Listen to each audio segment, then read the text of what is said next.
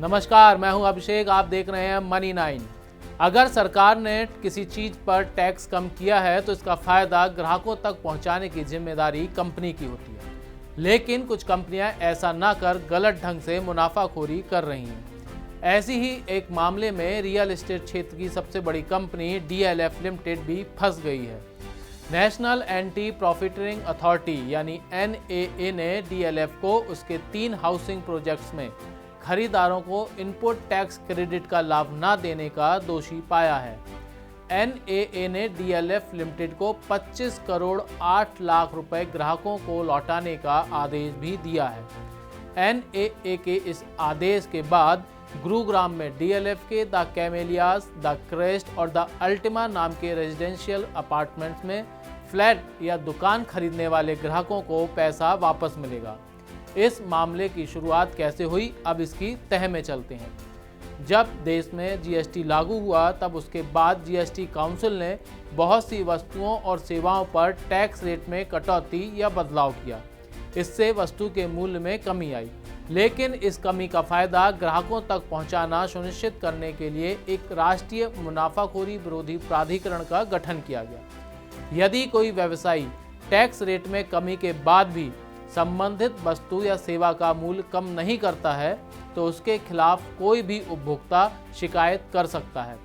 इसी अधिकार का इस्तेमाल करते हुए एक घर खरीदार ने DLF के खिलाफ शिकायत दर्ज कराई। इस शिकायत में कहा गया है कि डेवलपर अपार्टमेंट की बिक्री पर गलत तरीके से लाभ कमा रहा है।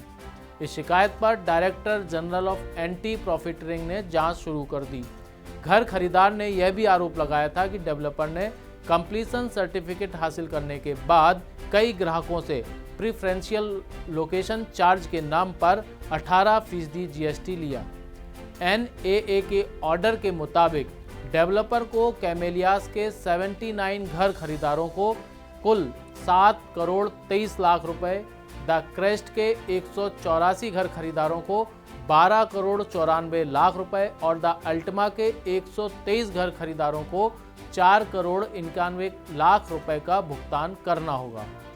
ऑर्डर में कहा गया है कि आरोपी द्वारा अपने projects the camellias, the crest और द अल्टिमा में फ्लैट और दुकान खरीदारों को इनपुट टैक्स क्रेडिट के लाभ से इनकार करना CGST कानून 2017 की धारा 171(1) का उल्लंघन है और यह GST कानून की धारा 171(3)(a) के तहत एक अपराध है। जांच के दौरान DLF ने कहा था कि उसने ग्राहकों को ITC का लाभ दिया है।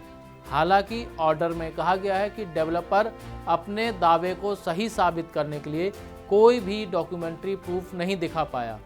प्राधिकरण ने सितंबर तक ग्राहकों को पैसा लौटाने का समय DLF को दिया है।